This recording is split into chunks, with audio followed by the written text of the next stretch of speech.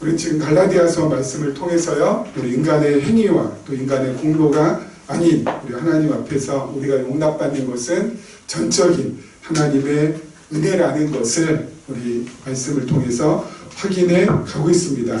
우리 갈라디아서는 로마서하고 고린도 전후서와 더불어서 우리 양육의 말씀이라고 했습니다. 성령께서 우리를 양육하시는 말씀이라고 그렇게 저희가 확인했습니다. 여러분, 저희가 어린 시절에 부모님으로부터 두 가지를 반드시 잘 공급을 받아야 하지 커서도 큰 어려움 없이 살아갈 수가 있습니다. 우리 첫째는요, 육체적으로는 부모님으로부터 우리 영양분을 공급을 받아야 되겠죠. 어린 시절에 그래서 우리 어머니께서 아이들 젖을 먹이고, 그 다음에 이유식 먹이고, 그 다음에 이제 밥 먹이고 그러면서 정말 영양가 있는 음식으로 우리 아이들을 이렇게 키워나가는 것으로 볼 수 있습니다. 왜냐하면 어린 시절에 이렇게 영양가 있는 아이들이 잘 클 수 있는 그러한 음식을 가지고 아이들을 공급해 주지 않으면 나중에 커서 어때요? 병약해질 수밖에 없잖아요. 그렇기 때문에 모유 수유는 물론이거니와 그 다음에 분유도 될 수 있으면 프리미엄급 분유로 사서 이렇게 아이들한테 먹이려고 애를 쓰고요. 이유식도 마찬가지죠. 정말 영양가 있는 이유식으로 먹이려고 애를 쓰시고, 또 조금 더 커서는 어때요? 정말 아이에게는 불량식품이 아닌 진짜 아이들의 그 건강을 위한 그런 건강식으로 어떻게 해서든지 아이들한테 공급해 주려고 애를 쓰는 것이 우리 부모의 마음이고 또 그렇게 부모님들이 공급을 해줘야지 아이가 어때요? 커서도 크게 어려움 없이 그 건강상의 지장 없이 이렇게 커가는 것을 우리가 확인받을 수 있지 않습니까? 또 한 가지는 정서적인 부분이 있죠. 정서적인 부분이 뭐냐면은 어린 시절에 아이에게 어때요? 무한한 사랑을 계속 어때요? 공급해 줘야 되지 않겠습니까? 그래서 아이가 정서적으로도 그래야지 안정이 생기게 되고, 또 부모로부터 사랑을 듬뿍 받은 아이들이 정말 생기발랄해지고, 그리고 나중에도 어때요? 담대함으로 어려움도 또 잘 극복해 나갈 수 있다고 하지 않습니까? 그렇기 때문에 부모님이 어린 시절에 자녀를 양육할 때 육체적으로나 정서적으로나 잘 양육하고 잘 공급해 줄 때 그 아이가 정말 신체도 건강하고 또 정신적으로 정서적으로도 강건하게 생활해 나갈 수 있다라고 우리가 볼 수 있는 것이죠. 여러분, 말씀도 마찬가지입니다. 성령께서 교회를 키워나가실 때 가장 먼저 우리가 지금 저희가 하고 있는 것이 양육의 말씀 아닙니까? 양육은 로마서부터 고린도 전후, 그 다음에 지금 하고 있는 갈라디아서까지.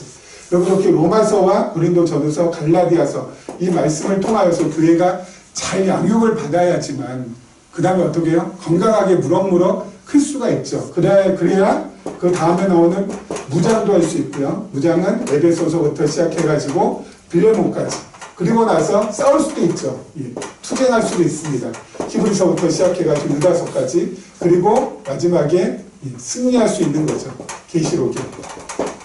지금 저희가 하고 있는 것이 교회가 승리해가는 데 있어서 가장 중요한 기초가 되는 이 양육의 말씀입니다. 그래서 로마서 말씀, 고린도 전후서 말씀, 그리고 갈라디아서 말씀은 우리가 정서적으로나 신체적으로나 건강하게 잘 어린 시절에 공급을 받아야지만 커서도 그렇게 잘 클 수 있는 것처럼 영적으로도 잘 양육을 받아야지만 어떻게 돼요? 무장도 가능하고 그다음에 투쟁도 가능하고, 그래서 나중에 승리하면서 우리가 삶을 영위해 나갈 수 있는 것처럼 이 부분이 그래서 가장 기본이 되고 기초가 되고 가장 중요한 말씀이죠. 그래서 이 부분에 있어서 우리가 잘못 알게 되면은 어떻게 돼요? 이 부분에 있어서 잘못 알게 되면은, 그래서 잘 공급받지 못하게 되면은 무장 잘 안 되고, 무장이 안 되니까 제대로 싸울 수 없고, 싸울 수 없으니까 승리할 수가 없게 되는 거죠. 그래서 우리가 지금 갈라디아서 말씀, 우리가 지금 함께 이렇게 매 주일마다 공부하고 있는 것이 그냥 갈라디아서인가 보다 하고 하지 마시고, 이 말씀이 정말 소중하다. 왜요? 우리의 가장 기본적이고 기초적인 체력과 또 정서를 정말 안정시켜주는 말씀이다. 영적으로. 그렇기 때문에 이 부분에 있어서 흔들리면은 나중에 다른 부분도 흔들릴 수밖에 없고 사상 누각이 될 수밖에 없다라는 사실을 여러분께서 기억하시고 이렇게 된다라는 것을 확인해 주시면은 좋을 것 같습니다. 특별히 갈라디아서 말씀은 어떤 말씀이라고요? 로마서는 칭의의 복음이고 고린도전서는 건덕의 복음이고 갈라디아서는 은혜의 복음이라고 있습니다. 그래서 이 갈라디아서를 통하여서 어떻게요? 우리가 하나님의 은혜를, 그렇죠? 이 복음을 통하여서 그 은혜를 하나씩 깨달아는 것이 무척 중요하다라고 할 수 있겠죠. 그래서 이 은혜의 복음의 특징 가운데 중요한 부분이 바로 어떤 거였어요? 율법과 관계돼서. 그래서 율법과 관계돼서 중요한 부분이 있다고 했었죠. 바로 뭐냐면은 우리 제일 처음에 우리 했던 지지난 시간에 했던 것이 첫째가 의와 율법과의 관계, 그리고 지금 오늘 할 성령과 율법과의 관계. 그래서 5가지 항목을 복음의 은혜성을 설명하는데 바울 사도가 지금 갈라디아서를 통하여서 우리에게 밝혀주고 있습니다. 의와 율법과의 관계는 계속해서 누차 설명했던 것처럼 바로 어떤 거예요? 의와 율법과의 관계는 율법을 지켜서 의롭게 되지 않는다라는 거. 율법을 지켜서 의롭게 되지 않는다라는 거. 그것을 지금 계속 지금 갈라디아 교회 성도들한테 강조하고 있고, 그래서 율법을 통해서 율법을 지켜서 의롭게 되는 것이 아니라, 그럼 의롭게 되는 것은 어떻게 된다고요? 하나님께서 보내주신 예수 그리스도를 누가요? 성령께서 깨닫게 해주셔서, 그리고 알게 해주셔서 믿게 될 때, 예수가 그리스도인 것을 믿게 될 때 어때요? 우리는 의롭게 된다라는 거. 이제 초대교회 당시에 이 부분에 있어서 유대주의자들, 율법주의자들이 어때요? 계속 교회를 공략하니까 바울 사도가 갈라디아서를 통하여서 그 부분을 지금 계속 강조하고 있는 것이죠. 이렇게 강조했건만, 바울 사도가 이렇게 강조했건만 어때요? 중세교회 1000년 동안, 그렇죠? 중세교회 1000년 동안 다시 어때요? 율법으로 돌아갔다라는 거죠. 그래서 율법을 지켜서 의롭게 된다. 다시 말씀드려서 율법을 지켜야지 구원받을 수 있고, 율법을 지켜야지 하나님께 나갈 수 있고, 율법을 지켜야지 하나님의 자녀가 될 수 있다는 것에 대해서 이 무려 1000년 동안 교회가 그렇게 가르쳐왔고, 사람들이 그런 가르침을 받고 그 1000년의 어둠 가운데 묶여 있었다는 거죠. 그리고 나서 1517년에 종교개혁자들에 의하여서 그게 아니라는 거. 그래서 여러분, 이 1517년 종교개혁자들에 의하여서 어떻게 됐어요? 우리가 지금 저희가 하고 있는 것이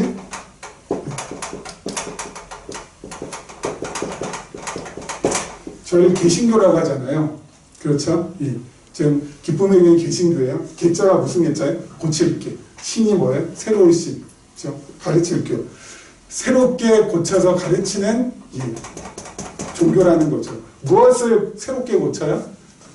율법으로 말미암아 의롭게 되지 않는다라는 것. 오직 믿음으로 의롭게 된다라는 것을 새롭게 고쳐서 가르친다라는 거죠. 영어로는 여러분 뭐라고 해요? 프로테스탄트. 그렇죠? 영어로는 프로테스탄트거든요. 여러분, 프로테스탄트가 이게 정확한 뜻이 뭐가 있냐면 이의를 제기한다라는 거예요. 그렇죠? 이의. 나 다른 의견이 있습니다. 이의가 있습니다. 그걸 갖다가 얘기하는 게 바로 프로테스탄트거든요. 자, 뭐에 대한 이의가 있다는 거예요? 율법으로 의롭게 된다. 율법으로 구원받을 수 있다라는 것에 대해서 의롭게 된다라는 것에 이의가 있다라는 거예요. 그래서 프로테스탄트. 우리는 개신교. 새롭게 다시 고쳤다라는 거. 뭘요? 율법으로 말미암아 의롭게 된다라는 거 절대 있을 수 없다. 의와 율법과의 관계는 아무 관계 없다. 라는 거. 그리고 나서 그 이후 종교개혁부터 지금까지 몇 년 지났어요? 500년 동안 지났는데 개신교, 프로테스탄트가 이 율법을 통해서 의롭게 된다. 구원을 받을 수 있다라는 것 아니라는 것까지는 너무 좋았는데, 그럼 구원받은 이유가 지금 문제가 됐다고 했잖아요. 그렇죠? 구원받은 이후에 다시 개신교가, 프로테스탄트가 율법을 끌고 돌아왔어요. 구원받은 다음에는 뭐예요? 율법 다시 지켜야 된다는 거예요. 구원받은 다음에는 삶의 규범으로서, 우리가 삶을 살아갈 때 하나의 규범이 필요한데 그 규범으로서 뭐가 다시 필요하다고요? 율법이 필요하다. 그래서 다시 율법을 지켜야 된다. 그래야지 의롭게 살 수 있다. 근데 그거에 대해서 저희는 뭐예요? 저희는 다시 개신교 해야 되고 프로테스탄트 해야 된다는 거죠. 왜요?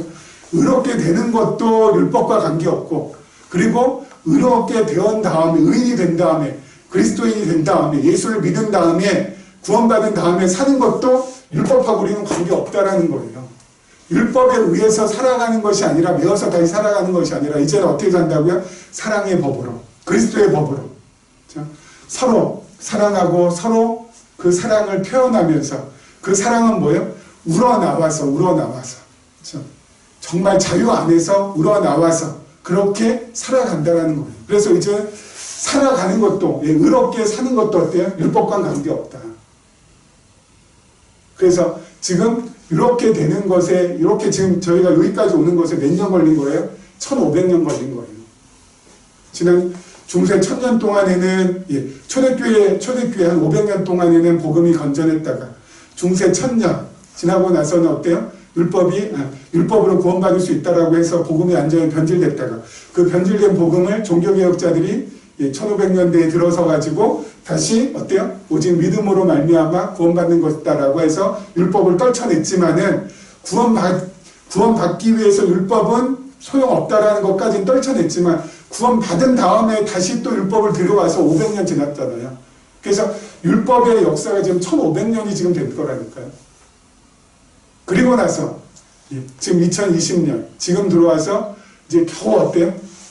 율법 아니고서도 우리가 구원받은 다음에 살아갈 수 있구나. 무엇으로? 지금 계속 말씀드린 것처럼 사랑으로 정말 그리스도의 법으로 사랑의 법으로 살아갈 수 있구나. 이거 지금 여기까지 오는데 1500년 걸린 거라고요. 그러면은 앞으로 이렇게 지금 저희가 여기 이 갈라디아서 공부하고 성경 전체의 흐름에 의해서 또 어떤 논리성에 의하여서 이렇게 지금 진행되고 있는 지금 저희의 이런 신앙생활이 보편화되기까지는 몇 년 걸릴까요? 2500년 정도 되면 보편화되지 않을까요? 그렇죠? 왜냐면은 1000년 율법으로 말미암아 구원받는다라고 한 것이 이 1000년 걸렸잖아요. 1000년 동안 묶여 있었잖아요. 그리고 종교개혁 지금 500년 됐다고 했죠. 그럼 이거 한 1000년 또 걸리지 않을까 싶어가지고 한 2500년 정도 되면은 지금 저희 여기 모여서 함께 지금 나누고 있는 이 말씀이 보편화되지 않을까. 2500년 되면 저희는 완전히 뼈도 안 남아있겠죠? 그렇죠? 그러니까 저희가 지금 500년 일찍 살고 있는 거예요. 그렇지 않습니까? 2500년 되면 아마 보편화되리라고 생각이 드는데 아마 저는 지금 엄청 500년을 지금 미리 지금 살고 있는, 앞당겨서 살고 있는 저희들이기 때문에, 그런 거 생각하면은 혼자서 참 감사하기도 하고, 그리고 또 안타까움도 있고, 아무튼 그런 마음들이 좀 많이 들더라고요. 자, 지금 이제 은혜성에 대해서, 복음의 은혜성에 대해서 지금 지난 시간부터 계속해서 좀 봐오는데요. 오늘은 참, 성령과 율법에 대해서, 여러분, 의하고 율법도 관계없다. 성령과 율법도 어때요? 관계없다라고 나오겠죠. 왜요? 옛날에 유대주의자들은 어땠어요? 성령을 받기 위해서는 율법을 잘 지켜야 된다라고 했고, 지난 시간에 말씀드린 것처럼 지금도 어때요? 지금도 우리 오순절 신학에서는, 그 오순절 신학은 지금의 순복음교회 신학을 오순절 신학이라고 합니다. 오순절 신학에서는 성령을 받기 위해서는 어떻게 된다고요? 죄에서 멀리해야 된다. 하나님의 말씀에 순종해야 된다. 그리고 열심히 성령을 받기 위하여서 어때요? 간절히 사모하고 기도하고 간구해야 된다. 그래야 성령 받을 수 있다. 이건 뭐예요? 인간 편에서 무엇을 해야지만 성령이 올 수 있다라는 거잖아요. 근데 지금 사도 바울은 그거 아니라는 거거든요. 성령은 인간 편에서 뭘 해야지 성령이 오는 것이 아니라 성령은 뭐예요? 성령 하나님께서 자신의 뜻대로 자기 마음대로 은혜 베풀 사람에게, 그 은혜 베풀 사람이 누구죠? 창세 전에 이미 예정되어 있고 선택받은 하나님의 자녀들에게 성령께서는 임하시고 성령께서는 그들에게 함께 하신다라는 것. 그것을 오늘 본문 말씀을 통해서 확인해 보도록 하겠습니다. 자, 우리 한번 보죠. 4절부터 6절 말씀입니다. 너희가 이같이 많은 괴로움을 헛되이 받았느냐? 과연 헛되냐?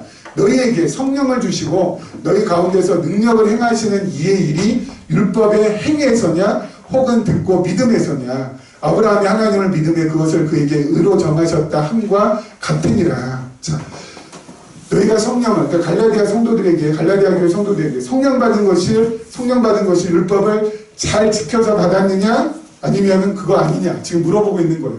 갈라디아 교회 성도들아, 너희가 율법 잘 지켜서 지금 성령 받았느냐?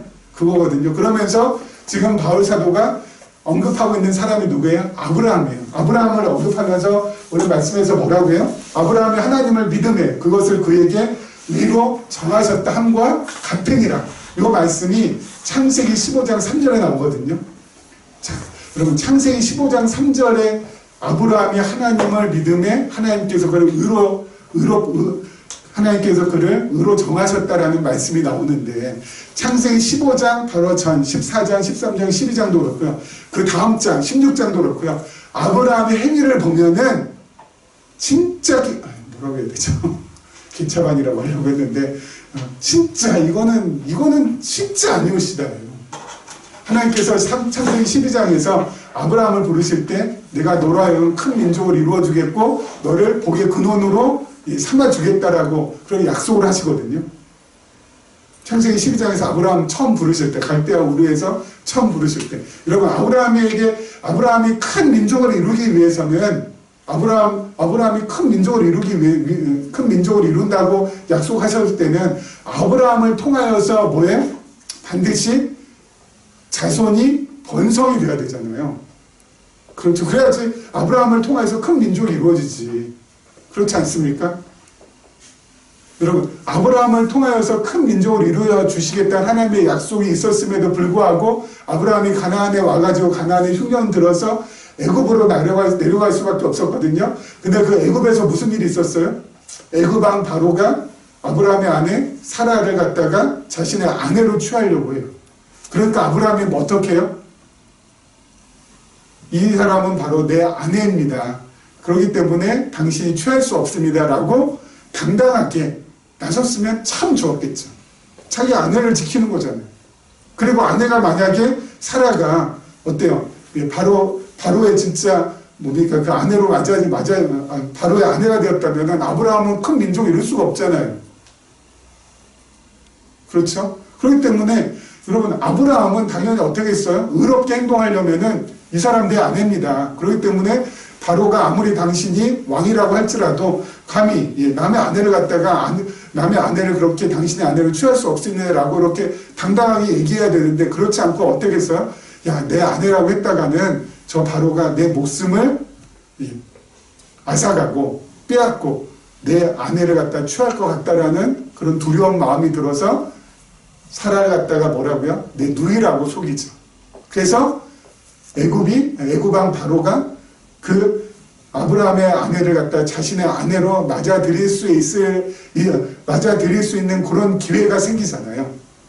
나중에 결국은 이걸 누가 막으세요? 하나님께서 바로의 꿈에 나타나가지고 바로를 갖다가 꾸짖어가지고 결국은 그게 못하게끔 하나님께서 막아주셨어요. 결국은 아브라함은 행위로 봐서는 절대 의로운 사람이 아니에요. 그리고 15장, 이게 15장이라고 했죠. 16장에 가면 또 무슨 사건이 나와요? 하나님께서 아들을 주겠다고 약속하셨음에도 불구하고 아브라함의 그 약속을 신실하게 믿으면서 기다리지 못해요? 못 기다려요. 어떻게 해요? 아브라함의 아내 사라의 몸종 하갈을 취해가지고 하갈과 동침해서 이스마엘 낳는 장면이 16장에 나와요. 그리고 17장, 18장 가면 뭐가 나와요? 하나님께서 내년에 내가 너한테 아들 주겠다고 했는데 아브라함이 그걸 믿어요? 안 믿어요? 안 믿어요. 사라도 믿어요? 안 믿어요? 안 믿어요. 여러분 이삭이라는 이름의 뜻이 뭐라고요? 웃음. 그렇죠. 왜 웃음이에요? 아브라함이 사라가 믿지 않고 피식 웃었거든요. 어떻게 이런 일이 있을 수 없습니까? 예? 내 나이가 100살이고 그리고 사라가 이미 경수가 끊긴 지가 오래됐는데 어떻게 아들을 낳을 수 있습니까? 말도 안 된다라고 하면서 피식 코웃음 쳤거든요. 여러분 아브라함이 15장 전후를 봐서는 절대 뭐예요? 이 사람은 행위가 고답거나 올바랐거나 좋았거나 하지 않는다고요.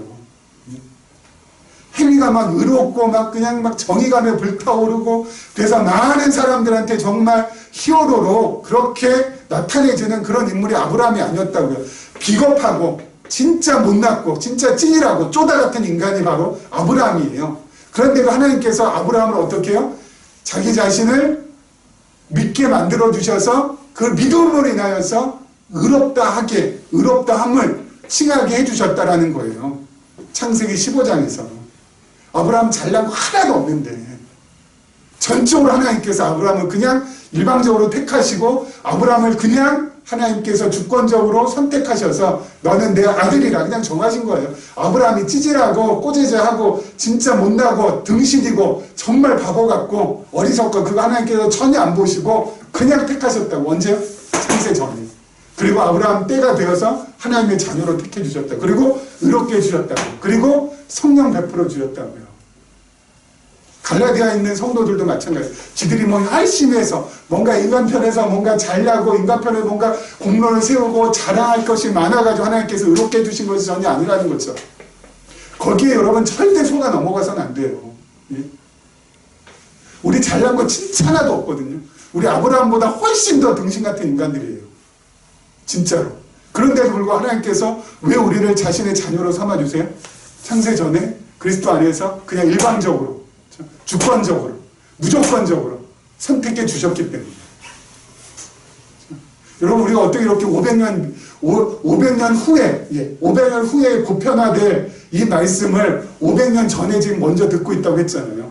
2500년 정도 돼야 아마 제가 지금 강론하고 있는 말씀이 한국 교회, 세계 교회 아마 보편화될 것 같아요. 한 500년 지나야 된다고. 근데 우리는 미리 지금 듣고 있잖아요. 그렇죠? 왜 하나님께서 이런 은혜를 베풀어 주셨어요?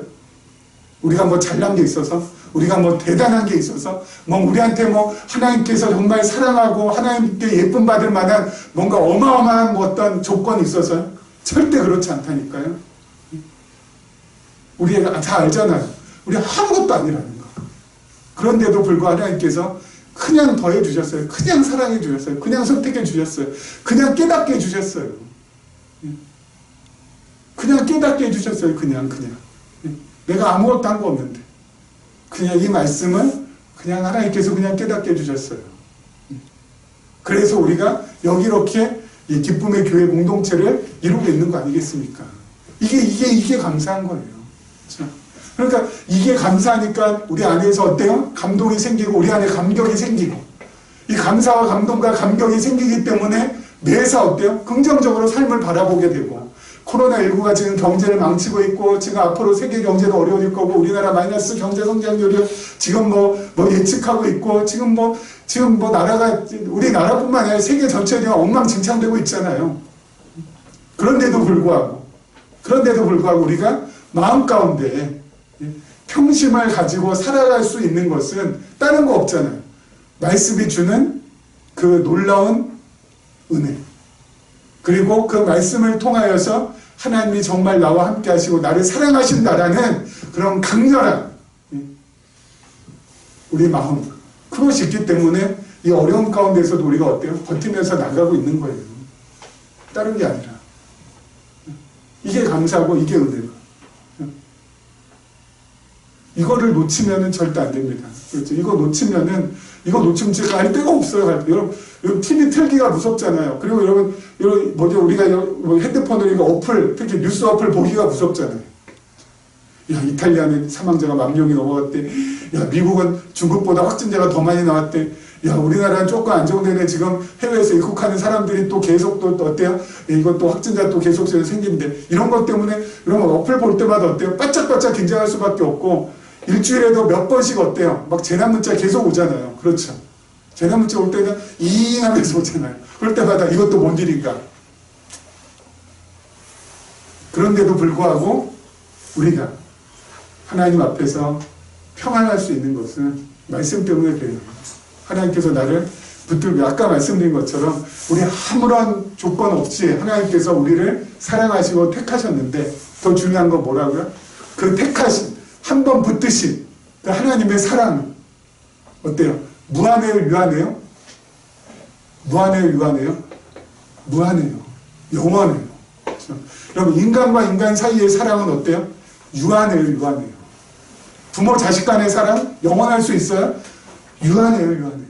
부모님 먼저 떠나시면 끝이에요. 여러분 부부간에 아무리 사랑하고 아무리 좋다고 하고 아무리 난리친다 할지라도 그 아내와 남편 간의 사랑 영원해요? 아니요. 유한해요, 유한해요. 남편이 먼저 가든 아내가 먼저 가든 그러면 끝이에요. 죽음이 다 갈라놓는 사랑이에요. 무슨 사랑은? 인간적인 모든 사랑은 다. 아무리 고귀하고 아무리 숭고하다 할지라도 죽음이 다 갈라놓을 수밖에 없잖아요. 영원히 함께 살아갈 수는 없으니까. 이 땅에서. 근데 하나님만큼 어때요? 하나님과 우리와의 사랑은 영원한 사랑이라고요. 그래서 성경에서는 하나님과 우리와의 사랑을 unfailing love라고 한다고 그랬잖아요. 자, 실패가 없는 사랑이라고. 하나님과 우리는 실패가 없는 사랑이라고. unfailing love. 절대 실패가 없어요. 그 사랑을 우리가 받고 있기 때문에 코로나 때문에 아무리 경제가 휘청거린다 할지라도 하나님 한 분 있으면 감사합니다. 옛날 바울사도 고백했던 것처럼 말씀드렸잖아요. 바울사도 정말 무일푼이고 가진 거 아무것도 없는데 나는 아무것도 없으나 뭐라고요? 나는 모든 것을 다 가진 자라. 왜요? 뒤에 하나님이 있었으니까. 바울을 든든하게 백업해 주신 하나님이 있으니까 자기는 아무것도 없잖아요. 내일 앞으로의 삶이 어떻게 될지 어떻게 알아요? 사도 바울은 그야말로 무일푼이고 정말 어때요? 이게 뭐 예수님하고 똑같아요. 머리를 곳이 없는 사람이었잖아요. 그런데도 불구하고 어떻게 그런 고백이 나올 수 있어? 나는 아무것도 가진 것이 없지만은 그럼에도 불구하고 나는 모든 걸 전부 다 가진 자라. 왜요? 하나님이 든든하게 나를 백업해 주시고 계시니까. 가진 것 없다 할지만은 인간적으로는 영적으로는 풍요롭고 그 풍요로움이 현실적인 어려움, 현실적인 고달픔, 현실적인 고난을 다 어때요? 견디고 버티고 나갈 수 있도록 만들어준다는 거죠. 여러분 그게 바로 뭐예요? 하나님의 자녀들, 하나님을 아버지라고 부르는 사람들의 가질 수 있는 특권이에요. 세상 부들부들 떨지만은 우리는 어때요? 떨지 않을 수 있다고요. 늘 말씀드린 것처럼 누가 계시니까? 영원한 아버지가 계시니까. 자, 그 다음 보죠. 7절부터 9절 말씀까지입니다. 그런지 믿음으로 말미암은 자들은 아브라함의 자손인 줄 알지어다. 또 하나님이 이방을 믿음으로 말미암아 의로 정하실 것을 성경이 미리 알고 먼저 아브라함에게 복음을 전하되 모든 이방인이 너로 말미암아 복을 받으리라 하였느니라. 그러므로 믿음으로 말미암은 자는 믿음이 있는 아브라함과 함께 복을 받느니라. 아멘. 자, 여러분 하나님께서 아브라함 부르실 때 어떤 약속 주셨어요? 예, 이방인들도 아브라함과 같은 복을 받을 것이라. 우리가 지금 복을 받는 가장 큰 이유는 두 가지예요. 첫째는 예수님께서 이 땅에 오셔서 우리의 죄값을 대신해서 십자가를 짊어지시고 그 사실을 성령께서 깨닫게 하시고 알게 하시고 그래서 우리로 하여금 믿게 하셨기 때문에 우리가 하나님의 자녀로 구원받을 수 있는 것이고요. 또 하나는 뭐예요? 하나님께서 아브라함을 통하여서 약속하신 그 약속을 이루셨기 때문에 그 약속이 뭐예요? 이방인들이 또 뭐라고요? 복을 받는다고요. 아브라함처럼 받는 복이 뭐예요? 하나님의 자녀가 되는 거. 하나님을 아버지로 부를 수 있는 거. 그게 바로 이방인들이 받는 복이죠. 그래서 지금은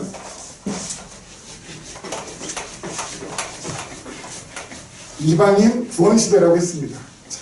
지금 또 이 전염병이 돌고 그리고 또 이렇게 또 사람들이 또 불안감을 가지고 그러니까 또 뭐가 또 득세해요? 이 종말론이 또 득세하고 있죠.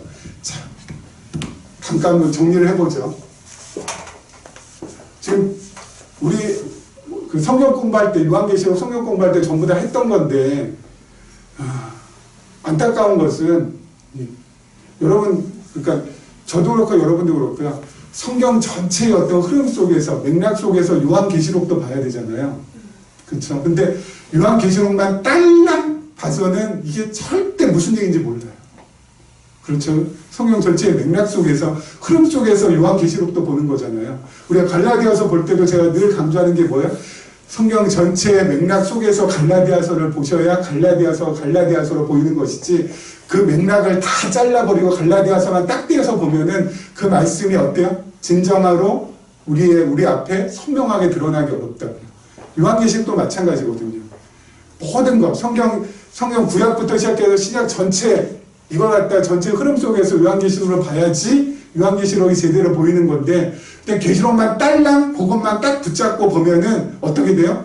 이게 무슨 얘기인지 전혀 알 수 없어요. 정말 미안한 얘기지만 그래서 우리 종교개혁자당 가운데서 칼빈이라는 분이 그렇죠? 존 칼빈 장로교의 창시자인데 이분이 성경 주석도 썼거든요.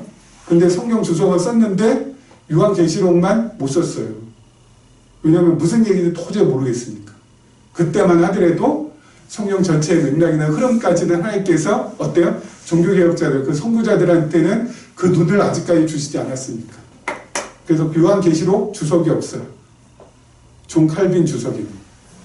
그렇기 때문에 어때요? 그 후예들이 장로교 뭐 신학자들이나 장로교 목사들도 요한계시록에 대해서 깊이 있게 연구하지 못한 이유 중에 하나가 바로 그렇다는 거죠. 자, 그런데 중요한 거. 요한계시록은 성경 전체의 맥락 속에서 봐야 된다고요. 그래서 저희는 요한계시록 할 때 제가 이렇게 적절하게 설명을 안 들어가지고 우리가 요한계시록 하면서 요한계시록 이런 의미고 이런 맥락이고 이런 뜻이구나라는 걸 이해했지만은 지금 말씀드리는 것 중에 말씀 안 드린 것이 바로 뭐냐면 지금 우리는 이미 익히 알고 있는 건데 우리는 이미 익히 알고 있는 이것이 보편화되어 있지 않아요. 일단 이렇게 지금 말씀드리는 건 제가 이렇게 요한계시록 성경 공부할 때 알려드렸던 이 도표가 보편화되어 있지 않다고요. 무슨 말씀이냐면은 다른 사람들은 모른다고요. 우리만 알고 있다고요. 왜요? 우리는 성경 전체의 맥락과 흐름 속에서 요한계시록을 공부했기 때문에 우리는 이렇게 알고 있는데 다른 교회는 이렇게 알고 있는 교회가 없다고요. 놀랍죠? 그래서 말씀드렸잖아요. 2500년 정도 돼야 보편화될 것 같다. 지금 무슨 시대라고요? 이방인 구원 시대. 지금 이방인 구원 시대고요. 이방인 구원 시대가 끝나고 나서 뭐가 온다고요? 유대인들이 구원받는다고요. 유대인 구원받는 시대가 오고요.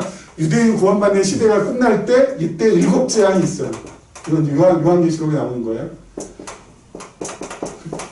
이 7 재앙 속에는 아마겟돈 전쟁도 들어있고 그리고 전염병도 막 돈다고 들어있고 기근도 있고 지진도 있고 햇빛이 빛을 잃는 것도 있고 막 사람들이 정말 수없이 많이 죽는 그런 것도 있어요. 7 재앙 가운데. 7 재앙이 끝날 때쯤에서 이때 예수님께서 재림하세요. 예수님께서 재림하실 때 첫 번째 부활이 있어요. 바로 이 첫 번째 부활이 누구라고요? 순교자들이 부활해요. 그리고 그때 또 무적행으로 이 사탄의 무리들이 무적행 속에 가두어져요. 그리고 나서 천년 왕국이 시작이 돼요. 이 천년이라는 것은 물리적인 천년이 아닐 가능성이 많다고요. 그렇죠. 상징적인 가능성이 많다고요. 이 천년 왕국은 예수님께서 재림하시고 첫 번째 부활한 누구야?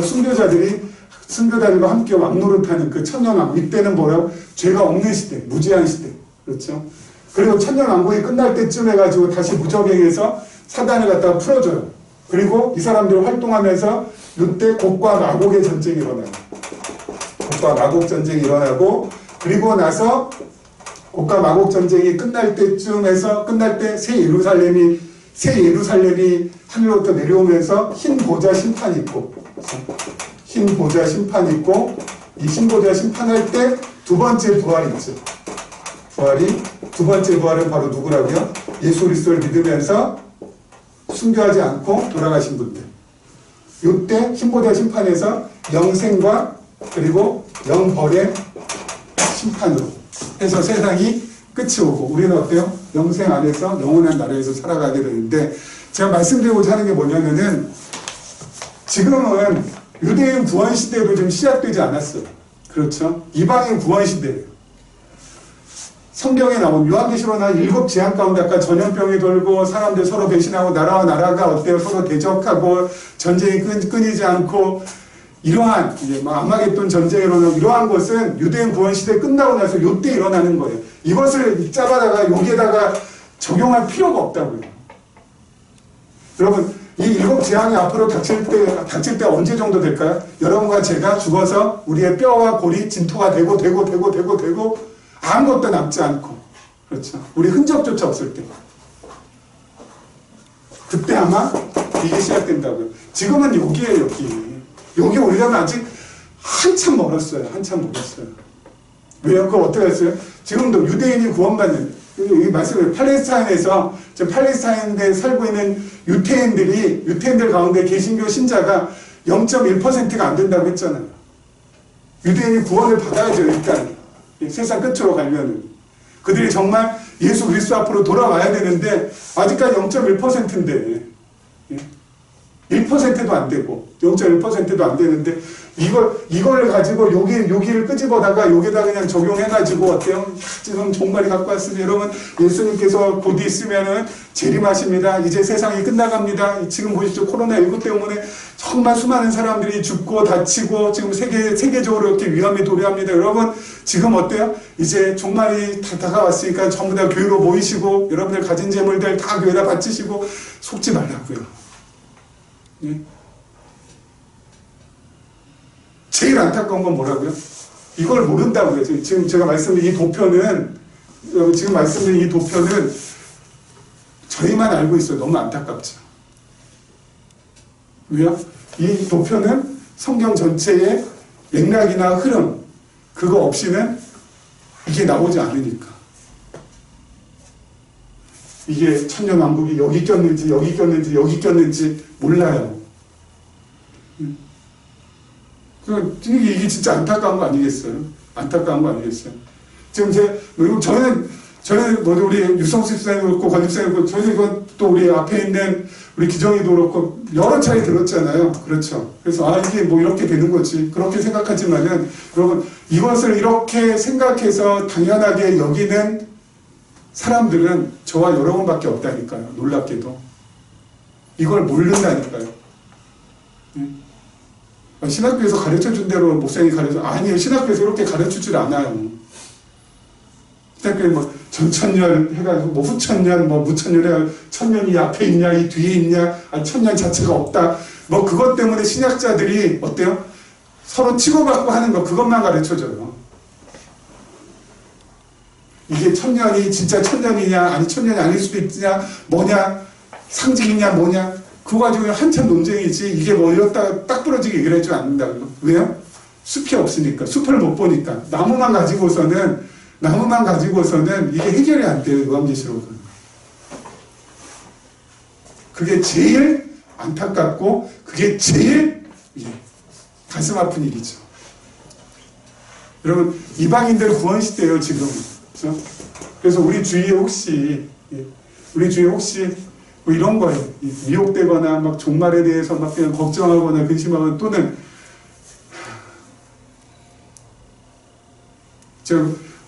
몇 주 전에 기독교 신문을 봤는데 저희에게 설교학을 가르쳐 주신 은사님께서 나이가 이제 90 이제 넘어가시는데 그분이 이렇게 그 인터뷰를 하셨는데 저 그 인터뷰를 차라리 안 하셨으면 좋지 않았을까라는 생각이 들었어요.